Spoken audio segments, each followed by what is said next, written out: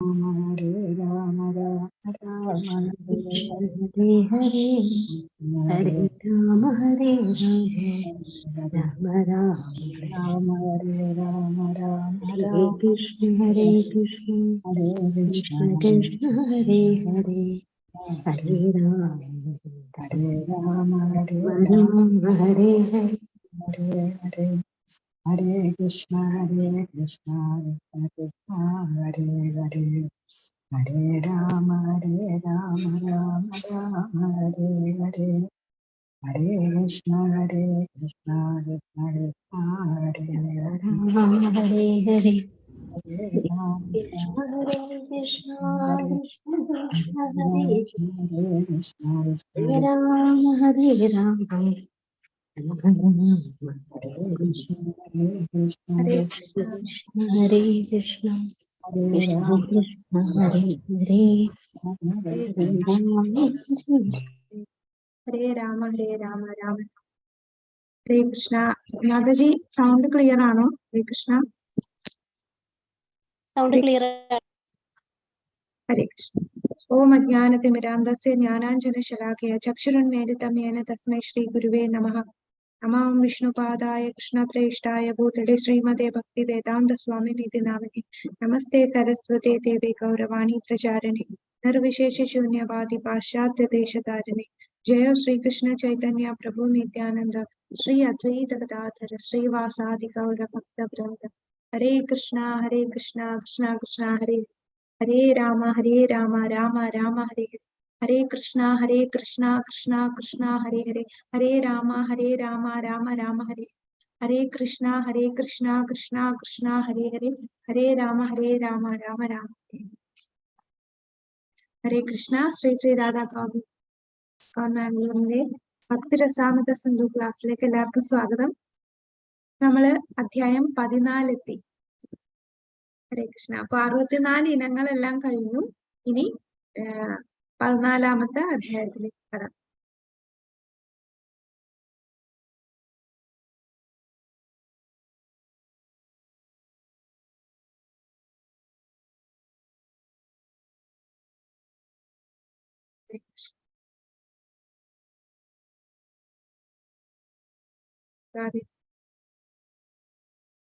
ശർക്കോസ്വാമിമാരുടെ അഷ്ടകം ചൊല്ലാം. രണ്ടാമത്തെ പ്രാർത്ഥന.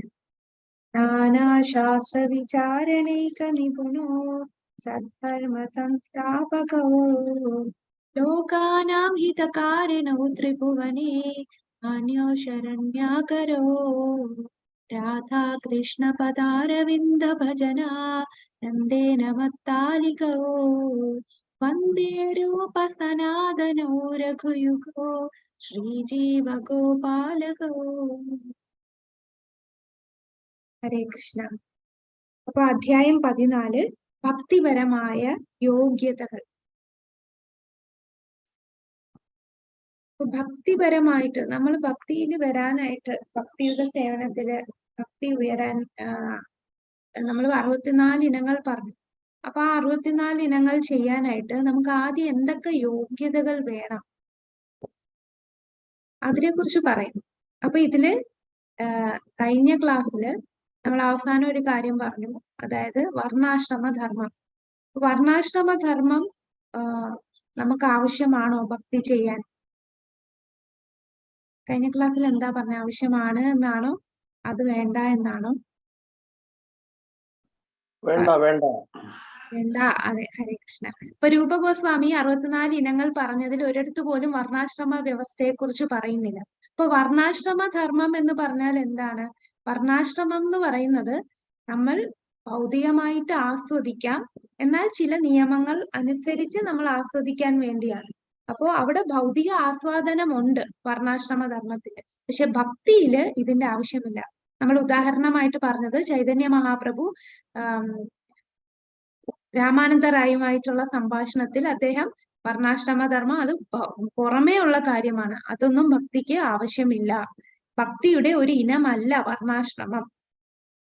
കാരണം വർണ്ണാശ്രമം ഒരാളുടെ ആഗ്രഹങ്ങൾ തൃപ്തിപ്പെടുത്തുന്നതിനുള്ള ഒരു സംവിധാനമാണ്. അപ്പൊ നമുക്ക് എല്ലാവരും ആഗ്രഹം കൊണ്ടാണ് നമ്മൾ ഈ ഒരു ഭൗതിക ലോകത്ത് ജനിച്ചത്. അപ്പൊ ഈ ആഗ്രഹങ്ങൾ സാധിക്കാനായിട്ട് ചില നിയമങ്ങളൊക്കെ പാലിച്ചുകൊണ്ട് നമ്മൾ ആഗ്രഹങ്ങൾ സാധിക്കാം. അല്ലാതെ മൃഗങ്ങളെ പോലെ എന്തും ഏതും സ്വന്തം ഇന്ദ്രിയ തൃപ്തി മാത്രം ഉദ്ദേശിച്ച് ചെയ്യാൻ പാടുന്നതല്ല.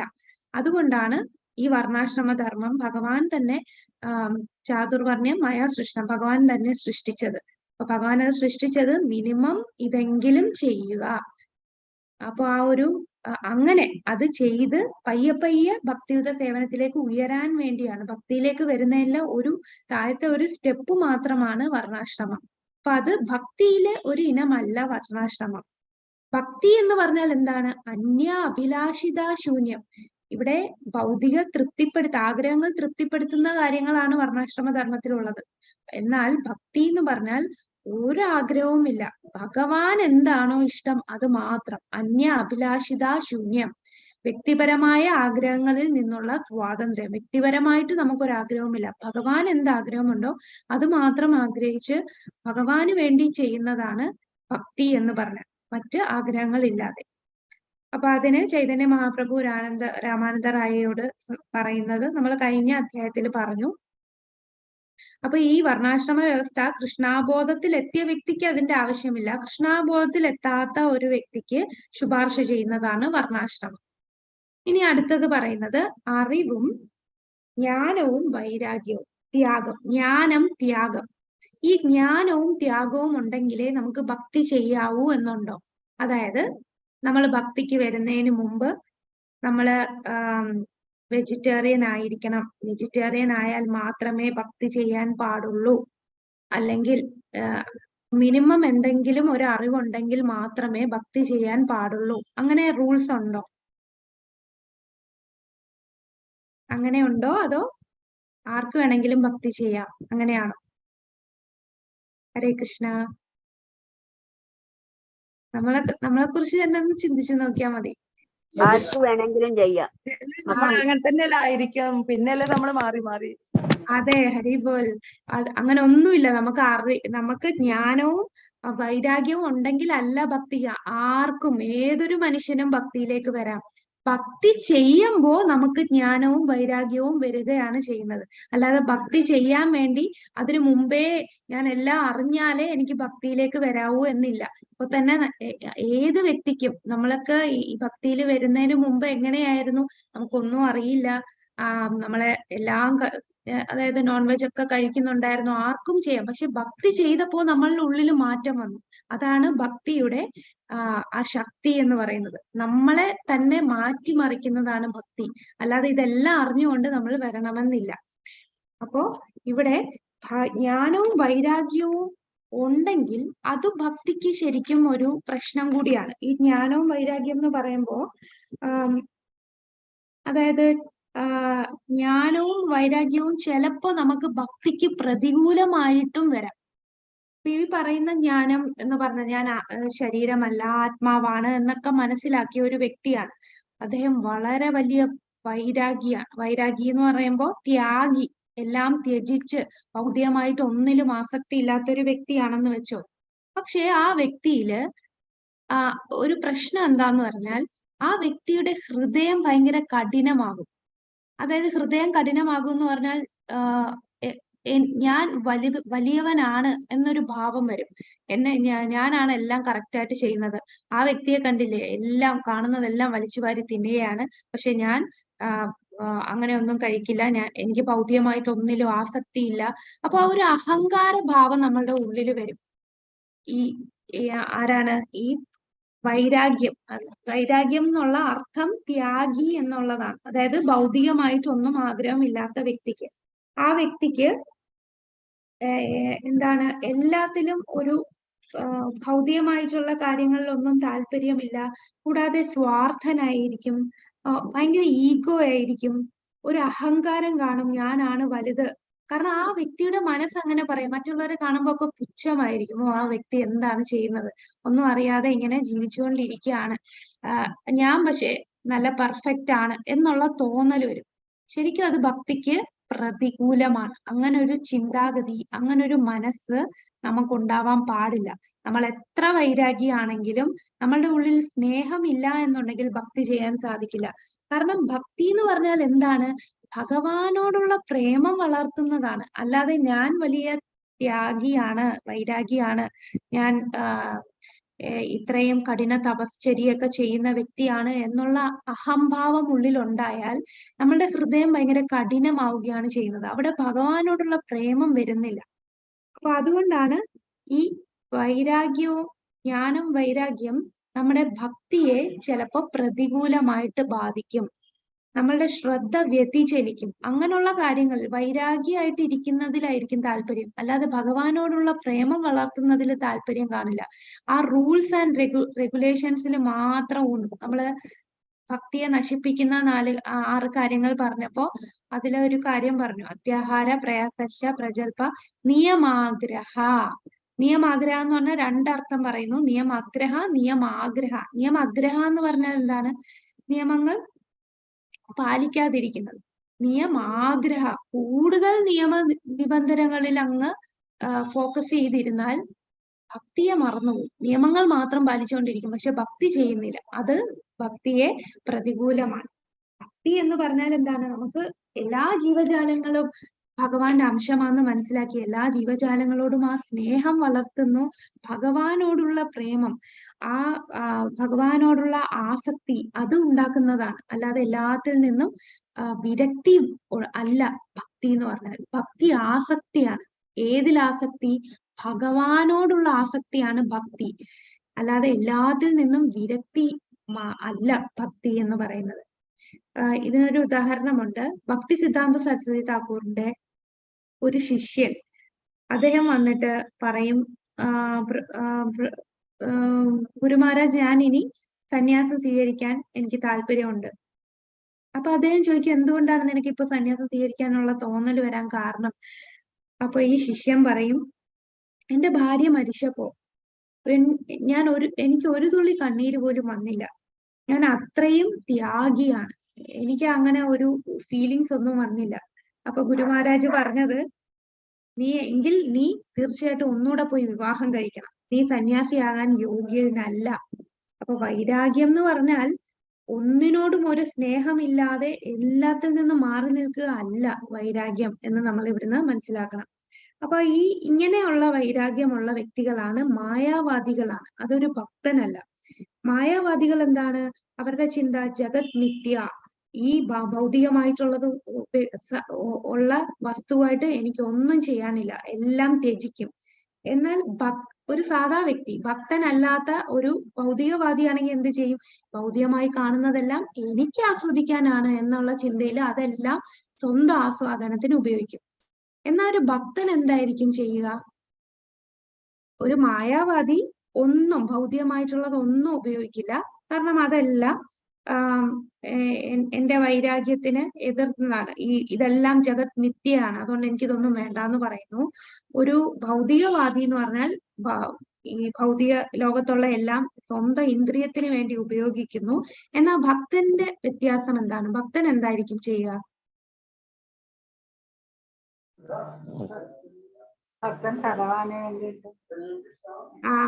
ഹരേ കൃഷ്ണ. ഭക്തൻ എന്തായിരിക്കും ചെയ്യുന്നത്? ഭക്തൻ ഈ കാണുന്നതെല്ലാം, ഇതെല്ലാം ഭഗവാന്റെ ശക്തിയാണ്. ഈ കാണുന്ന ഓരോ കണങ്ങളും ഭഗവാന്റേതാണ്. അപ്പൊ ആ വസ്തുക്കളൊക്കെ ആർക്ക് വേണ്ടി ഉപയോഗിക്കണം? ഭഗവാന്റെ സേവനത്തിന് വേണ്ടി ഉപയോഗിക്കണം. ഇതാണ് ഭക്തന്റെ മനോഭാവം.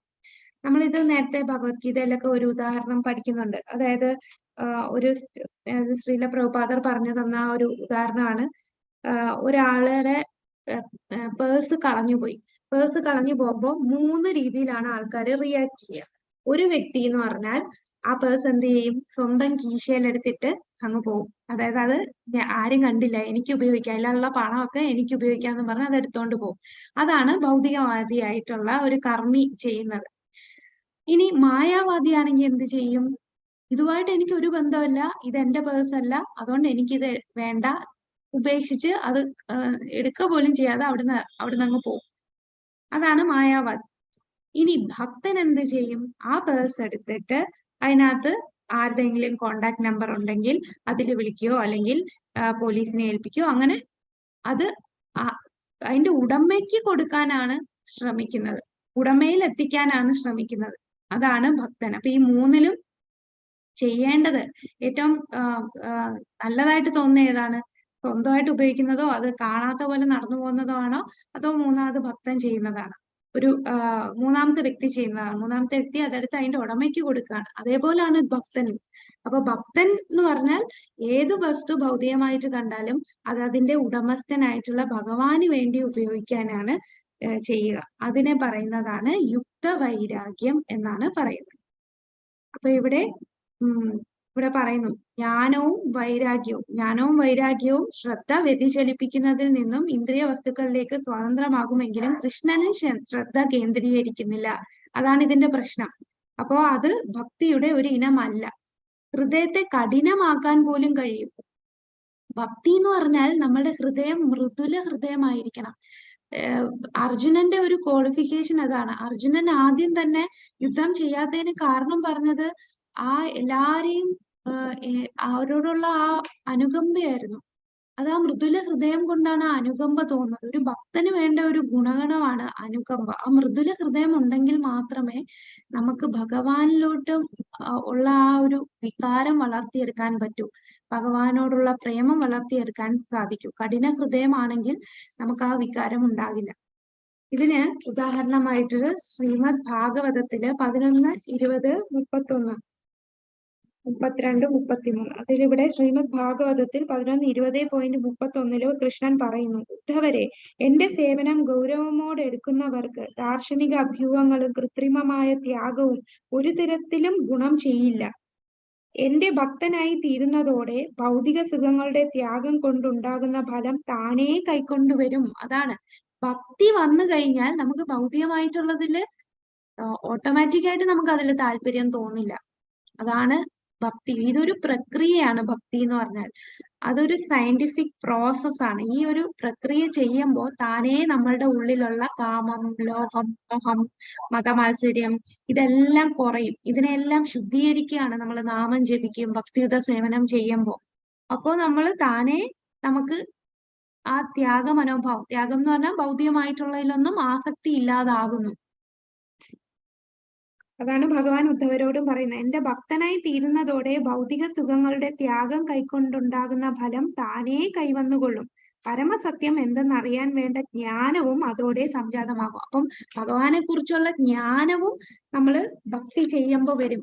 കാരണം ഭഗവാൻ തന്നെ പറഞ്ഞിട്ടുണ്ട്, ഭഗവത്ഗീതയില് 10ാമത്തെ ചാപ്റ്ററിൽ അധ്യായത്തില് പറയുന്നുണ്ട്. ഭഗവത്ഗീതയില ചതുർശ്ലോകി ഭഗവത്ഗീത അതിൽ പറയുന്നുണ്ട്, തേശാമേവാനുകം പാർത്ഥ അഹമജ്ഞാനതം അജം. ആ ശ്ലോകത്തിലൊക്കെ പറയുന്നുണ്ട്. അതുപോലെ എന്താണ്, തേശാം സതത യുക്താനാം ഭജതാം പ്രീതിപൂർവകം ദദാമി ബുദ്ധിയോഗം തം. ഭഗവാൻ നമ്മൾ ആരാണോ പ്രീതിപൂർവം ഭഗവാനെ ഭക്തിയുടെ സേവനം ചെയ്യുന്നത്, അവന് വേണ്ട ജ്ഞാനം, അവന് വേണ്ട ബുദ്ധി, എന്നിലേക്ക് എത്താനുള്ള ബുദ്ധി ഞാൻ കൊടുക്കും. ഭഗവാൻ തന്നെ നമുക്ക് ആ ബുദ്ധി, അറിവ് തരും. നമ്മൾ ഭക്തി ചെയ്താൽ മതി. അപ്പൊ ഭക്തിക്ക് ഒരു ക്വാളിഫിക്കേഷൻ വേണ്ടത് നമുക്ക് ആ ആഗ്രഹം മതി. ഭഗവാനെ, എനിക്ക് ഭഗവാനെ മനസ്സിലാക്കും, ഭഗവാനോട് ഭക്തി ചെയ്യണം എന്നുള്ള ആ ആഗ്രഹം ഉണ്ടായാൽ മതി.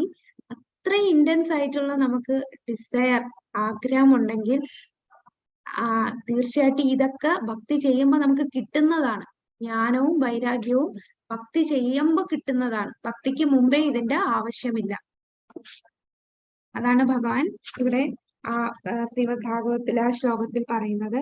പിന്നെ 32, 33 പറയുന്നു, ഫലകാംക്ഷയോടെ ചെയ്യുന്ന കർമ്മങ്ങളിൽ നിന്നും തപോനുഷ്ഠാനങ്ങളിൽ നിന്നും ഉണ്ടാകുന്ന ലാഭവും ദാർശനിക വിജ്ഞാനത്തിന്റെ സംസ്കാരം, ത്യാഗം, യോഗ സാധനകൾ, ദാനധർമ്മങ്ങൾ തുടങ്ങിയവയിൽ നിന്നുണ്ടാകുന്ന നേട്ടങ്ങളും എന്റെ ഭക്തന്മാർക്ക്, അതായത് സ്നേഹപൂർവം എന്നെ സ്നേഹിക്കുന്നവർക്ക് സ്വയമേ വന്നു ചേരും.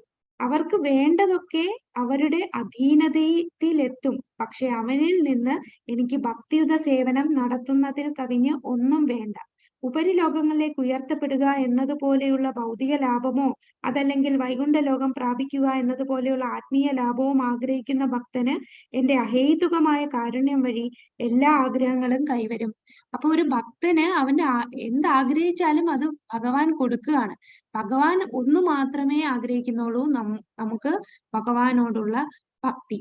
അപ്പൊ നമ്മൾ ഭക്തി ചെയ്തുകൊണ്ടിരിക്കുമ്പോ നമുക്ക് എന്തെങ്കിലും ചെറുതായിട്ടെങ്കിലും ഭൗതികമായിട്ടുള്ള ആഗ്രഹം ഉണ്ടെങ്കിൽ അതിനെ മാറ്റാനായിട്ട് നമ്മൾ തീർച്ചയായിട്ടും ഭക്തി സ്വന്തമായിട്ടല്ല ചെയ്യേണ്ടത്. ആരിൽ കൂടെ ചെയ്യണം? ഗുരുവിൽ കൂടെ നമ്മൾ ഭക്തി ചെയ്യണം. നമ്മൾ ആ ഭക്തി പറഞ്ഞു തരാനായിട്ട് ഉത്തമനായ ഒരു ആധ്യാത്മിക ഗുരുവിന്റെ നിർദ്ദേശം അനുസരിച്ച് വേണം ഭക്തി ചെയ്യാൻ. അപ്പൊ ചിട്ടയായി ഭക്തിയുത സേവനം അനുഷ്ഠിക്കണം. അങ്ങനെ അനുഷ്ഠിച്ചാൽ നമുക്ക് ഇപ്പൊ ഭൗതിക സുഖങ്ങളിലൊക്കെ ആസക്തി ഉണ്ടെങ്കിൽ അതെല്ലാം ഇല്ലാതായി മാറും. അപ്പൊ ഈ കൃഷ്ണാഭവത്തില് തുടക്കത്തില് എല്ലാവർക്കും ഓരോ ആഗ്രഹത്തോടു കൂടിയായിരിക്കും ഭക്തി ചെയ്യാൻ വരുന്നത്. അപ്പൊ അതും നമ്മൾ ചിട്ടയോടെ ആധ്യാത്മിക ഗുരുവിന്റെ നിർദ്ദേശപ്രകാരം ഭക്തിയുത സേവനം ചെയ്താൽ അതും ആ പ്രവണതയും നമ്മളുടെ ഉള്ളിൽ നിന്ന് ഇല്ലാതാക്കാൻ സാധിക്കും. അതാണ് ഭക്തിയുടെ ശക്തി എന്ന് പറയുന്നത്. ഇനി നമ്മൾ പറയുന്നത് യുക്തവൈരാഗ്യം. യുക്തവൈരാഗ്യം എന്ന് പറഞ്ഞാൽ എന്താണ്? ആർക്കെങ്കിലും അറിയാമോ? യുക്തവൈരാഗ്യം നമ്മളിത് ഭഗവത്ഗീതയിലും ഒക്കെ പഠിക്കുന്നതാണ്. കുറച്ചു മുമ്പ് പറയുകയും കൂടെ ചെയ്തു. യുക്തവൈരാഗ്യം ഒരു ഭക്തൻ ചെയ്യുന്നതാണ് യുക്തവൈരാഗ്യം. പറഞ്ഞോളൂ മാതാജി. കൃഷ്ണ മാതാജി മ്യൂട്ടായി പോയി മാതാജി. പറഞ്ഞു. യുക്തവൈരാഗ്യം എന്ന് വെച്ചാൽ ഭഗവാന് വേണ്ടിയിട്ട് സ്വീകരിക്കുക. എന്ത് സ്വീകരിക്കുക? ഭഗവാന് വേണ്ടി നമ്മളുടെ ഭഗവാൻ എന്താണ് ഇച്ഛിക്കുന്നത്, നമ്മളുടെ ആഗ്രഹങ്ങൾ ഭഗവാന് വേണ്ടിയിട്ടെല്ലാം. ഭഗവാന് വേണ്ടി ആദ്യം നമ്മൾ എന്ത് സാധനം കഴിക്കുന്നതിന് മുമ്പ് ഭഗവാന് വേണ്ടിയിട്ട്. അതെ, ഏത് വസ്തുവും ഭഗവാന്റെ സേവനത്തിന് വേണ്ടി ഉപയോഗിക്കുക. അതാണ് യുക്തവൈരാഗ്യം. അതായത് യുക്തവൈരാഗിയും ഫൽഗു വൈരാഗ്യവും ഉണ്ട്. 2 തരം വൈരാഗ്യമുണ്ട്. വൈരാഗി എന്ന് പറയുമ്പോൾ ആ വ്യക്തിക്ക് ഭൗതികമായിട്ടുള്ളതിലൊന്നും ആഗ്രഹമില്ല. ഫൽഗു വൈരാഗ്യം എന്താ ചെയ്യുന്നതെന്ന് വെച്ചാൽ അതിനെ പാടേ അങ്ങ് ഉപേക്ഷിക്കും. നമ്മൾ നേരത്തെ പറഞ്ഞ ഒരു പേഴ്സ് കളഞ്ഞു പോയാൽ ആ പേഴ്സ് എടുക്കുക പോലും ചെയ്യില്ല. ഇതെല്ലാം മായയാണ് എന്നുള്ള ചിന്തയിൽ അതങ്ങ് ഉപേക്ഷിക്കുകയാണ് ചെയ്യുന്നത്. അപ്പോ ഒരു പണം കിട്ടിയാൽ തന്നെ ഫൽഗു വൈരാഗ്യം എന്താ ചെയ്യുന്നത്? അയ്യോ, ഇത് പണം എന്ന് പറഞ്ഞാൽ മായ, കൂടുതൽ മായയിൽ അകപ്പെടും, അതുകൊണ്ട് അത് തൊടുകയില്ല, ഉപയോഗിക്കുകയില്ല. എന്നാൽ യുക്തവൈരാഗി എല്ലാം ഭഗവാനുമായിട്ട് ബന്ധിക്കപ്പെട്ടാണ് കാണുക. എന്ത് കിട്ടിയാലും അത് ഭഗവാന്റെ ആണെന്ന് മനസ്സിലാക്കി അത് ഭഗവാന്റെ സേവനത്തിന് വേണ്ടി ഉപയോഗിക്കുന്നു. ഒരു ഉദാഹരണം പറഞ്ഞ, ഇപ്പൊ പണം കിട്ടുന്നു. അപ്പൊ പണം കിട്ടിയാൽ ഇതെന്നെ കൂടുതൽ ബന്ധിക്കപ്പെടുത്തും എന്ന് പറഞ്ഞ് ഒരു ഭക്തൻ, യുക്തവൈരാഗി ആയിട്ടുള്ള വ്യക്തി അത് ഉപേക്ഷിക്കില്ല. പകരം ആ പണം എന്ത് ചെയ്യും? ഭഗവാന്റെ സേവനത്തിന് വേണ്ടി ഉപയോഗിക്കും. ഇപ്പൊ തന്നെ നമ്മള് മൊബൈൽ ഫോൺ, ലാപ്ടോപ്പ്, TV ഉണ്ട്.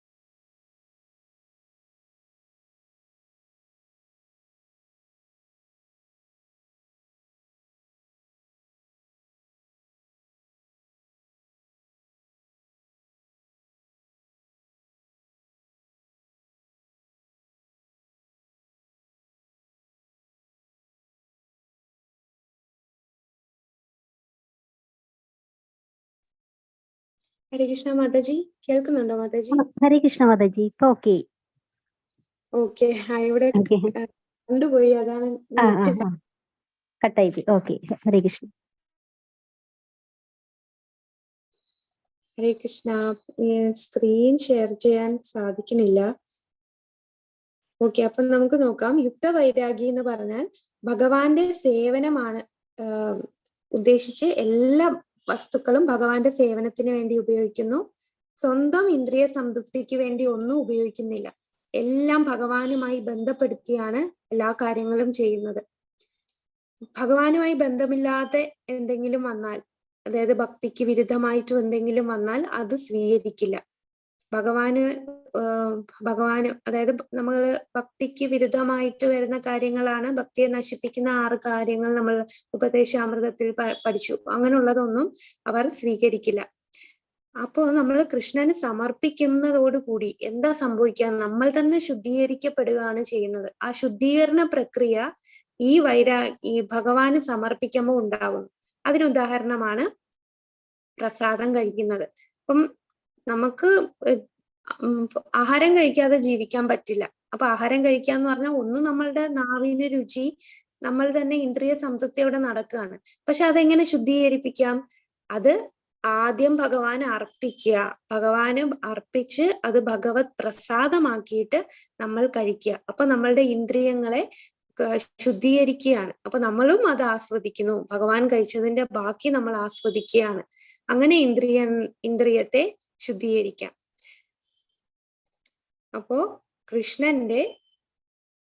കൃഷ്ണൻ എന്തൊക്കെയാണ് വേണ്ടത്, ഇതെല്ലാം നമ്മൾ പഠിക്കാൻ തീർച്ചയായിട്ടും ഒരു ആധ്യാത്മിക ഗുരുവിൽ കൂടി വേണം നമ്മൾ ഭക്തിയുത സേവനം ചെയ്യാൻ. അപ്പൊ യുക്ത വൈരാഗ്യം എങ്ങനെ ചെയ്യാം എന്നും നമ്മൾ ഒരു ആധ്യാത്മിക ഗുരുവിൽ കൂടി മനസ്സിലാക്കണം.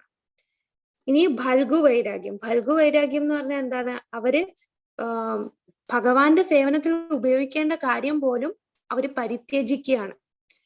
ഇപ്പൊ നേരത്തെ പറഞ്ഞ പോലെ ഒരു പണം കിട്ടിയാൽ അത് ഭഗവാന്റെ സേവനത്തിൽ എന്തെല്ലാം രീതിയിൽ ഉപയോഗിക്കാം, പക്ഷെ അത് ഉപയോഗിക്കാതെ അതിനെ പാടെ ഉപേക്ഷിക്കുകയാണ്. അതാണ് ഭൽഗു വൈരാഗി ചെയ്യുന്നത്. അങ്ങനെ ചെയ്യുന്നത് ശരിക്കും ഭക്തിക്ക് ദോഷമാണ് ചെയ്യുന്നത്. അപ്പോ അവര് ടെക്നോളജീസ്, ഇപ്പം കാലം മാറിക്കൊണ്ടിരിക്കുകയാണ്. അപ്പൊ പല ടെക്നോളജീസ് വരുന്നുണ്ട്. ഈ ടെക്നോളജി ഒന്നും ഉപയോഗിക്കില്ല. അവര് എല്ലാം ഉപേക്ഷിച്ച് അങ്ങ് ദൂരെ മാറി ഇതിലൊന്നും താല്പര്യം ഇല്ലാതെ മാറി നിൽക്കുകയാണെന്നുണ്ടെങ്കിൽ ശരിക്കും ഭക്തിയിൽ അവർക്ക് ഉയരാൻ സാധിക്കില്ല. അപ്പൊ നമ്മൾ എന്താണ് ഇപ്പൊ ഈ മൈക്രോഫോൺ അല്ലെങ്കിൽ എയറോപ്ലെയിൻ, നമ്മൾ കാർ ഉപയോഗിക്കുന്നു, എല്ലാം ഉപയോഗിക്കുന്നു. എന്തിനാണ്? എല്ലാം ഭഗവാന്റെ സേവനത്തിന് വേണ്ടി ഉപയോഗിക്കുന്നു. നമ്മൾ കാറ് ഉപയോഗിക്കുന്നെങ്കിൽ ആ കാറിൽ കയറി നമ്മൾ ക്ഷേത്രത്തിൽ പോകുന്നുണ്ട്. ആ കാറിൽ കയറി നമ്മളിപ്പോ ജോലിക്ക് പോകുന്നു. ആ ജോലിക്ക് പോകുമ്പോൾ അത്രയും സമയം ലാഭിച്ച് അവിടെ എത്തി ആ ജോലി ചെയ്ത് കിട്ടുന്ന ശമ്പളവും നമ്മൾ ആർക്ക് വേണ്ടി ഉപയോഗിക്കുന്നു? ഭഗവാന് വേണ്ടി സേവിക്കുന്നു. അപ്പൊ ഇതെല്ലാം യുക്ത വൈരാഗ്യത്തിൽ വരുന്നതാണ്. അപ്പൊ ഭഗവാന് വേണ്ടി എല്ലാം ഉപയോഗിക്കുകയാണ് ചെയ്യേണ്ടത്.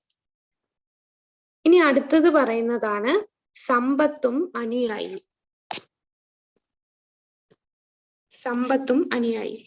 അത് നമ്മുടെ ഈ പേജ് നമ്പർ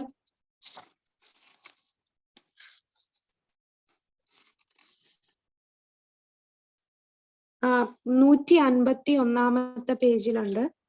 അതിൽ നോക്കി നമുക്ക് കാണാം, ധനസഞ്ചയം കൊണ്ടോ അനുയായികളുടെ ആധിക്യത്തിലോ ആത്മീയാചാര്യൻ ഒരിക്കലും അഹങ്കരിക്കരുത്. യഥാർത്ഥ ആചാര്യൻ ഒരിക്കലും അങ്ങനെ ചെയ്യില്ല. എന്നാൽ ചിലപ്പോൾ ആരും അധികാരപ്പെടുത്താതെ സ്വന്തം ഉത്സാഹത്തിൽ ആചാര്യനായി തീരുന്നവൻ ശിഷ്യ സംഖ്യയുടെ ആധിക്യത്തിലും അളവറ്റ ധനത്തിലും മതിമറന്നു പോയെന്ന് വരാം. അങ്ങനെയുള്ളവർ ഒന്നാം കിടയിലുള്ള ആചാര്യനല്ല. ഇത്തരം കാര്യങ്ങളിൽ മതിമറന്നു പോയാൽ അയാളുടെ ഭക്തിയുത സേവനത്തിന് ഇളക്കം തട്ടും. അതിനാൽ ശിഷ്യ പരമ്പരയുടെ തത്വങ്ങളിൽ അടിയുറച്ചു നിൽക്കണം. അതൊരു പ്രധാനപ്പെട്ട കാര്യമാണ്. ചിലപ്പോ ചില ആചാര്യന്മാര് ഒരുപാട് അനുയായികളെ കിട്ടുമ്പോഴും അല്ലെങ്കിൽ ഒരുപാട് ധനം കിട്ടുമ്പോഴും അവർക്ക് അതിൽ മതിമറന്നു പോകും. അങ്ങനെ ഉണ്ടാവാൻ പാടില്ല. അങ്ങനെ വരുന്നത് ശരിയായിട്ടുള്ള ഒരു ആചാര്യനല്ല. അങ്ങനെ സംഭവിച്ചാൽ ഈ പണത്തിലും ശിഷ്യന്മാരുടെ സംഖ്യയിലുമൊക്കെ ഒരുപാട് എണ്ണത്തിൽ കൂടിയാൽ ഭക്തിയിൽ ഇളക്കം തട്ടും. അതുകൊണ്ട് ഭക്തിയുത തത്വത്തിൽ അടിയുറച്ചു നിൽക്കണം. അതാണ് സമ്പത്തും അനുയായിയും കൂടിയാൽ അതിൽ ലയിച്ചു പോകുന്നവരുടെ പ്രശ്നമാണ് ഇപ്പൊ പറഞ്ഞത്. ഇനി അടുത്തത് പറയുന്നത് വിശുദ്ധ ഗുണങ്ങൾ. അതായത് ഭക്തി ചെയ്യാനായിട്ട് നമ്മൾ അഹിംസാവാദിയായിരിക്കണം, സത്യം മാത്രം പറയുന്നതായിരിക്കണം, ബ്രഹ്മചാരിയായിരിക്കണം. അങ്ങനെയുള്ള ഗുണങ്ങൾ ആവശ്യമാണോ? അങ്ങനെയുള്ള ഗുണങ്ങൾ ആവശ്യമാണോ? തീർച്ചയായിട്ടും അല്ല. ഈ ഗുണങ്ങൾ ഉണ്ടെങ്കിലേ നമുക്ക് ഭക്തി ചെയ്യാൻ പറ്റൂ എന്നൊന്നുമില്ല.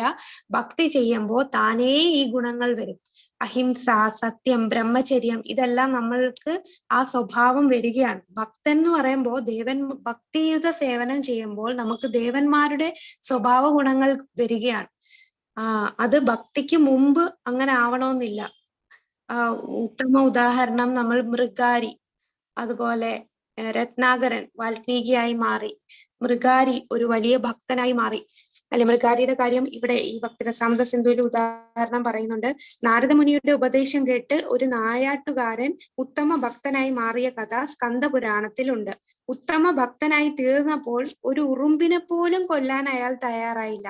ഭക്തി സേവനം മൂലമുണ്ടായ ഈ മാറ്റം കണ്ട് നാരദമുനിയുടെ സുഹൃത്തായ പർവ്വതമുനി ഇങ്ങനെ പറഞ്ഞു: പ്രിയപ്പെട്ട നായാട്ടുകാരാ, എറുമ്പിനെ പോലും കൊല്ലാൻ സമ്മതമല്ലാത്ത നിന്റെ ഭാവത്തിൽ അത്ഭുതപ്പെടേണ്ടതില്ല. ഭക്തിഭാവം വളർത്തിയെടുക്കുന്ന വ്യക്തികളിൽ സദ്ഗുണങ്ങളെല്ലാം തനിയെ രൂപം കൊണ്ട് കൊള്ളും. അപ്പൊ ഭക്തി ചെയ്യുമ്പോ ഈ ഗുണങ്ങളെല്ലാം തന്നെ വരികയാണ്. ഭക്തൻ ഒരിക്കലും പരദുഃഖത്തിന് ഇടം കൊടുക്കുകയില്ല. അപ്പൊ ഒരു എറുമ്പിനെ പോലും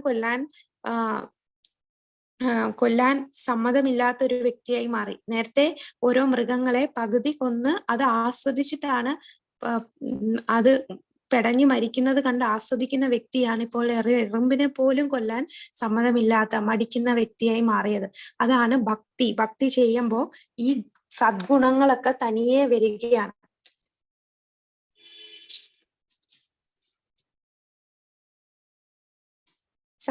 സസ്യാഹാരികൾ ഭക്തരല്ലെങ്കിൽ ഭക്തർ സ്വയമേ സസ്യാഹാരികളാണ്. അപ്പോൾ ചില ആൾക്കാരുണ്ട്, അതായത് ചിലർ വെജിറ്റേറിയൻസ് ആയിരിക്കും, അല്ലെങ്കിൽ ചിലർ സന്യാസിമാരൊക്കെ കാണും. പക്ഷെ അവരൊരു സന്യാസി എന്ന് പറഞ്ഞാൽ നമ്മളെ ഭക്തിയുടെ സന്യാസിയല്ല, അല്ലാതെ പലതരം സന്യാസിമാരുണ്ടല്ലോ. അപ്പൊ ആ സന്യാസി വരികളാണെങ്കിലും ഒരു വെജിറ്റേറിയൻ ആയിട്ടുള്ള വ്യക്തിയാണെങ്കിലും ആ വ്യക്തി ഭക്തനാവണമെന്നില്ല.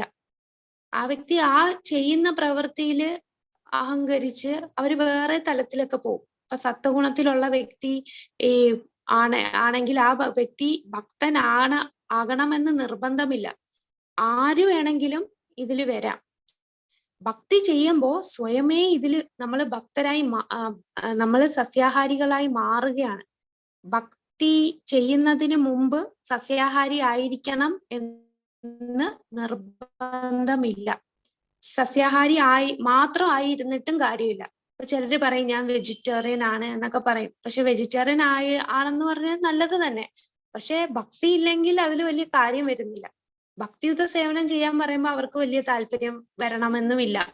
അതുകൊണ്ട് നമ്മൾക്ക് ആ വിശുദ്ധ ഗുണങ്ങൾ ഒരു ഭക്തി ചെയ്യാൻ ക്രൈറ്റീരിയ അല്ല. ആർക്ക് വേണമെങ്കിലും ഭക്തി ചെയ്യാം. അതാണ് ഈ ഇവിടെ പറയുന്നത്.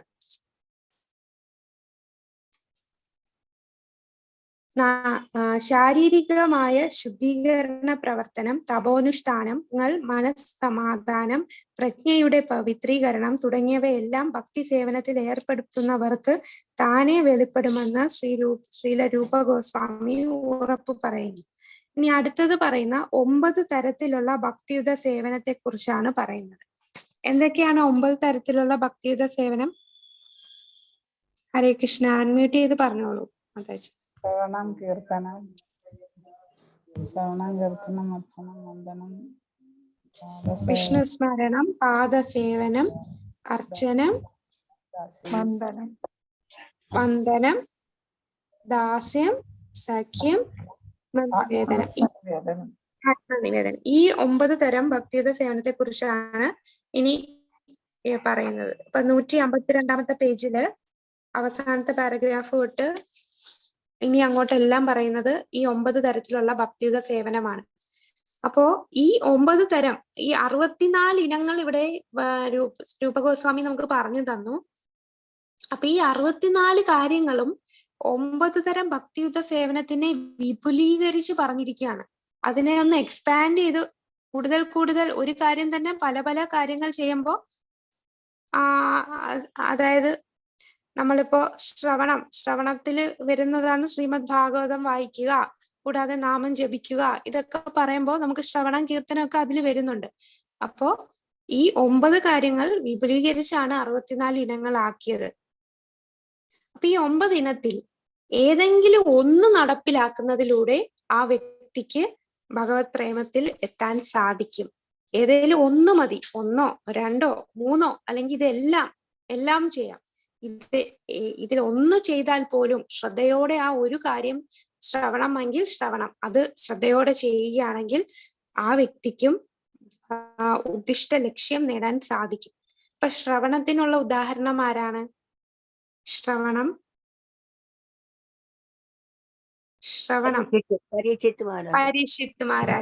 പരീക്ഷിത്ത് മഹാരാജാവ് ശ്രവണത്തിലൂടെയാണ് അദ്ദേഹം ഭഗവാന്റെ അടുത്ത് എത്താൻ സാധിച്ചത്. അപ്പൊ അതിന്റെ ഉദാഹരണങ്ങൾ പറയുന്നുണ്ട്. ശ്രവണം പരീക്ഷിത്ത് മഹാരാജാവ് അത് മാത്രമാണ് ചെയ്തത്. ഇനി കീർത്തനം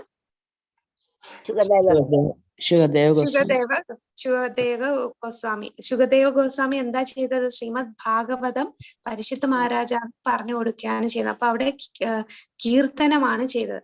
വിഷ്ണു സ്മരണം, ഭഗവാനെ എപ്പോഴും സ്മരിച്ചുകൊണ്ടിരിക്കുന്നതിന്റെ ഉദാഹരണം പ്രഹ്ലാദൻ ഉത്തമ ഉദാഹരണമാണ്. ഏത് സാഹചര്യത്തിലും ഭഗവാനെ സ്മരിച്ചുകൊണ്ടിരിക്കുകയാണ്. ഇനി വിഷ്ണു സ്മരണം, പാദസേവനം,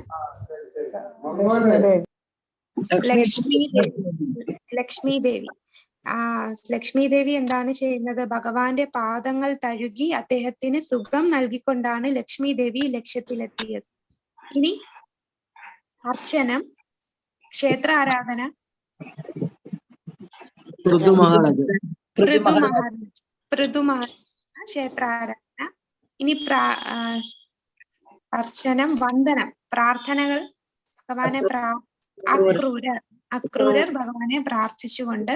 ഇനി സേവനം, ഹനുമാൻ. ഇനി സഖ്യം, അർജുനൻ. ആത്മനിവേദനം, ഇനി ഈ 9 ചെയ്ത വ്യക്തി അംബരീഷ് മഹാരാജാവ്. ഹരിബോൾ. അപ്പൊ അംബരീഷ് മഹാരാജാവ് എന്താണ് ചെയ്തത്? അദ്ദേഹം ഈ എല്ലാ കാര്യങ്ങളും ചെയ്തു. നമ്മള് ദുർവാസ മുനി വന്ന് ആ ലീല നമുക്കറിയാമല്ലേ.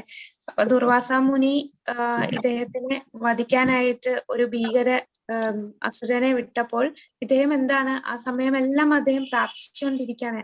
അദ്ദേഹം എല്ലാ നമ്മുടെ സ്ഥൂല ശരീരവും സൂക്ഷ്മ ശരീരവും എല്ലാം ഭഗവാന്റെ സേവനത്തിൽ ഉപയോഗിച്ചുകൊണ്ടിരിക്കുകയാണ്.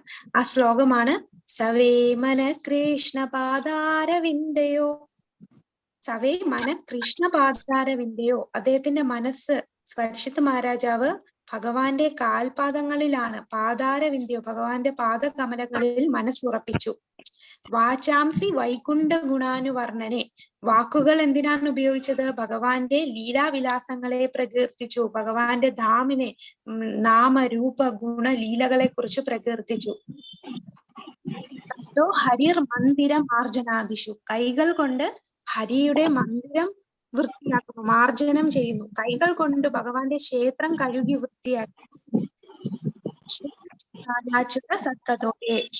ശ്രുതിം ച കാരാചിത സത്തതോദേ.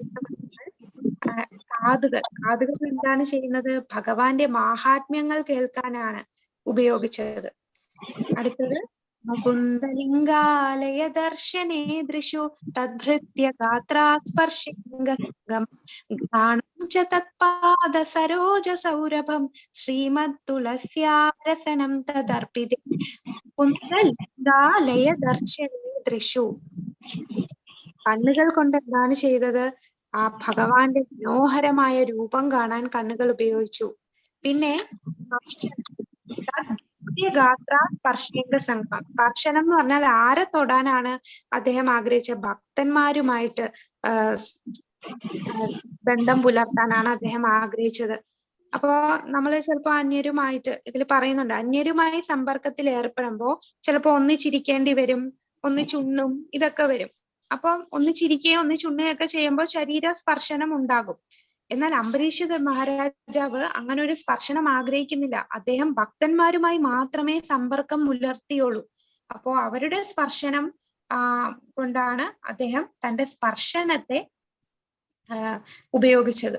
അപ്പൊ നമ്മുടെ എല്ലാ ഇന്ദ്രിയങ്ങളും, കണ്ണ്, കാത്, നാവ്, ത്വക്ക്, അപ്പൊ ത്വക്ക് കൊണ്ട് ഭക്തന്മാരുടെ സ്പർശനത്തിലാണ് അദ്ദേഹം ഉപയോഗിച്ചത്. ഇനി അടുത്ത് എന്താണ് പറയുന്നത്? ഘ്രാണം ച തത് പാദ സരോജ സൗരഭേ. ഘ്രാണം എന്ന് പറഞ്ഞാൽ മണക്കുന്നത്. മണക്കുന്നത് എന്താണ്? മണക്കുന്നത് ഭഗവാന് അർപ്പിച്ച പൂക്കൾ, സമർപ്പിച്ച പൂക്കൾ മണക്കുന്നു. പിന്നെ ശ്രീമദ് തുളസിയ രസനം തർപ്പിതേ. അപ്പൊ രസനം, നാവിനെ രുചിക്ക് എങ്ങനെയാണ്? ഭഗവത് പ്രസാദം, ഭഗവാൻ അർപ്പിച്ച നിവേദ്യം, അല്ലെ ഭഗവാന് അർപ്പിച്ച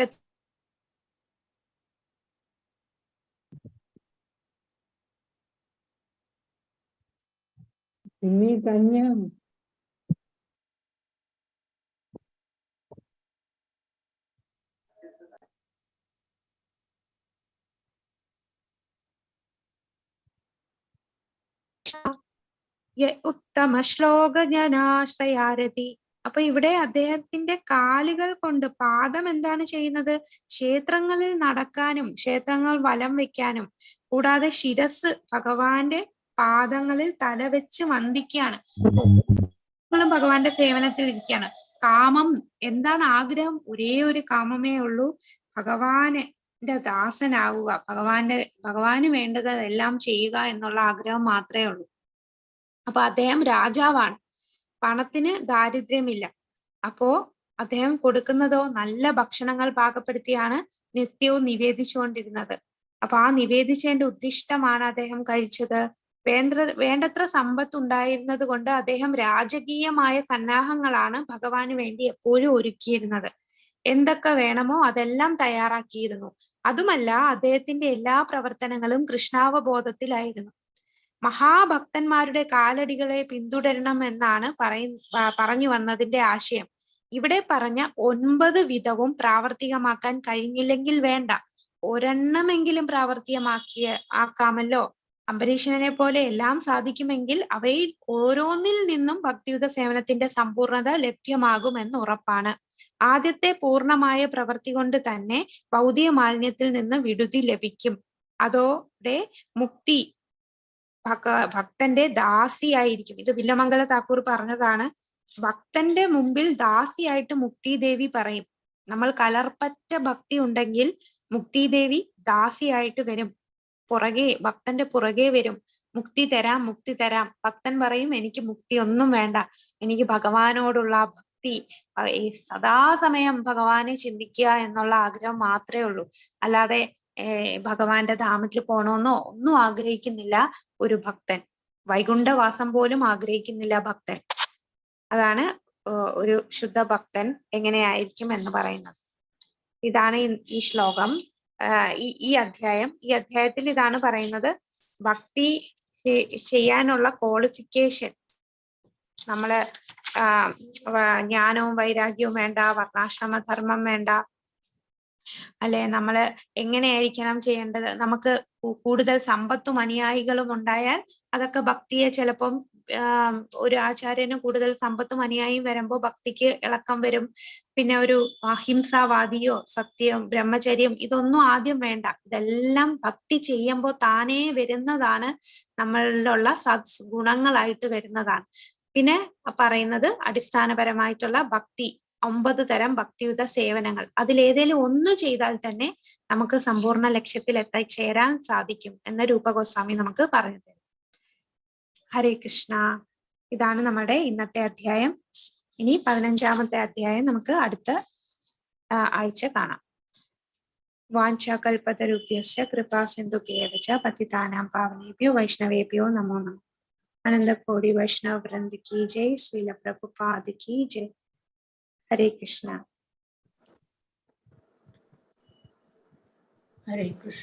हरे कृष्ण माताजी.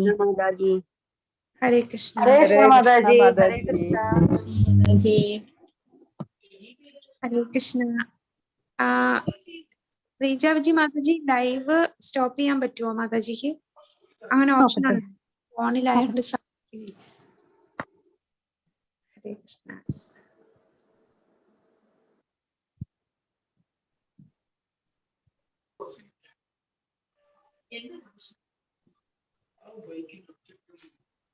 ഹരേ കൃഷ്ണ. ഹരേ ഇല്ല കൃഷ്ണ. മാതാജി, മാതാജിക്ക് പറ്റില്ലല്ലേ? പറ്റില്ല. പറ്റുന്നില്ല മാതാജി. ഇത് ക്ലോസ് ചെയ്താല് ക്ലോസ് ചെയ്താൽ ഓട്ടോമാറ്റിക് ആയിക്കോളും മാതാജി. ഓട്ടോമാറ്റിക് ആയിട്ട്. Okay okay. ആ. ഹരേ കൃഷ്ണ. ഹരേ കൃഷ്ണ മാതാജി. ഹരേ കൃഷ്ണ. മാതാജി. ഹരേ കൃഷ്ണ മാതാജി. ഹരേ കൃഷ്ണ മാതാജി. അപ്പം മറ്റു സംശയം ഇല്ലെങ്കിൽ നമുക്ക് ഇന്നത്തെ ക്ലാസ് ഇവിടെ ചുരുക്കാം. നാളെ പുരുഷോത്തമ അധിക മാസം ആണ്. അപ്പോ കൂടുതൽ കൂടുതൽ നാമം ജപിക്കുക. ഇന്ന് രാവിലെ പ്രഭു എല്ലാ കാര്യങ്ങളും പറഞ്ഞു. അപ്പൊ എല്ലാ ദിവസവും നമുക്ക് അധ്യായം 15 ചൗരാഷ്ടകവും പ്രഭുവിന്റെ കൂടെ ഇരുന്ന് ചെല്ലാം. ഹരേ കൃഷ്ണ. ചൗരാഷ്ടകം. ഹരേ കൃഷ്ണ. ഹരേ ബോൾ. ഹരേ കൃഷ്ണ. ഹരേ കൃഷ്ണ മാതാജി. താങ്ക് യു മാതാജി. ഹരേ കൃഷ്ണ. താങ്ക് യു മാതാജി. അപ്പൊ നമുക്ക് എല്ലാവർക്കും പ്രാർത്ഥിക്കാം. നമുക്ക് ഈ ഒരു മാസം കൂടുതൽ ഭക്തിയുത സേവനം ചെയ്യാൻ സാധിക്കട്ടെ എന്ന് ഭഗവാനോട് ആത്മാർത്ഥമായിട്ട് ആ ഒരു ആഗ്രഹവും ഇന്റൻഷനും, പിന്നെ നമ്മളുടെ ഒരു ഭാവത്തെ കുറിച്ച് ഓർക്കണം. അതായത് ഞാനിതെല്ലാം ചെയ്തു എന്നൊരു അഹംഭാവം നമ്മൾക്കുണ്ടാകും. എനിക്കിതെല്ലാം ചെയ്യാൻ പറ്റി. കാരണം അപ്പോ ഭഗവാൻ അത് നോട്ട് ചെയ്യും. ഓഹോ ഇതൊക്കെ അപ്പം നമ്മൾ താഴെ വീഴും. നമ്മൾ പോലും അറിയില്ല. നമ്മൾ അറിയാതെ നമ്മളെ ഭക്തിയിലൊക്കെ ചെറിയ ഇളക്കം സംഭവിക്കും. നമ്മൾ താഴോട്ട് വരും. അതുകൊണ്ട് എല്ലാം അർപ്പിച്ച് ഭഗവാന്റെ സന്തോഷത്തിന് വേണ്ടിയാണ് നമ്മൾ ഈ ഒരു മാസം ഭഗവാന് വേണ്ടി സമർപ്പിച്ച് ചെയ്യാം. അതിനുള്ള ശക്തിയും തടസ്സങ്ങളൊന്നും ഇല്ലാതെ ചെയ്യാൻ പറ്റട്ടെ എന്ന് ആത്മാർത്ഥമായിട്ട് നമുക്ക് എല്ലാവർക്കും പ്രാർത്ഥിക്കാം. ഹരേ കൃഷ്ണ. ഹരേ കൃഷ്ണ മാതാജി. വൈഷ്ണവ ഗീതങ്ങളിലുണ്ടോ ചൗരാഷ്ടകം? വൈഷ്ണവ ഗീതങ്ങളിലുണ്ടോ എന്ന് എനിക്ക് ഓർപ്പില്ല. അതിലില്ല. ഞാൻ കണ്ടില്ല. ഗീതങ്ങളിലില്ല. ഞാൻ വിചാരിച്ചു എനിക്ക് മനസ്സിലാകാഞ്ഞിട്ടായിരിക്കും. അത് എവിടുന്നാ കിട്ടുക? അത് അയച്ചിട്ടുണ്ടെന്ന് ലിങ്ക് അയച്ചിട്ടുണ്ട്. ആ ലിങ്കിലുണ്ടല്ലോ. കൃഷ്ണ. വൈഷ്ണവ ഗീതങ്ങളിലുണ്ട്. 95-ാമത്തെ പേജിലുണ്ട്. ഉണ്ടോ? ഉണ്ടോ? 95 പേജിലുണ്ട് ചൗരാഷ്ടകം.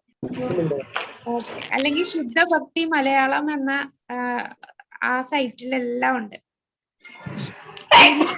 മാതാജി ഒരു ലിങ്ക് അയച്ചില്ലേ, അതിലെല്ലാം ഉണ്ട്.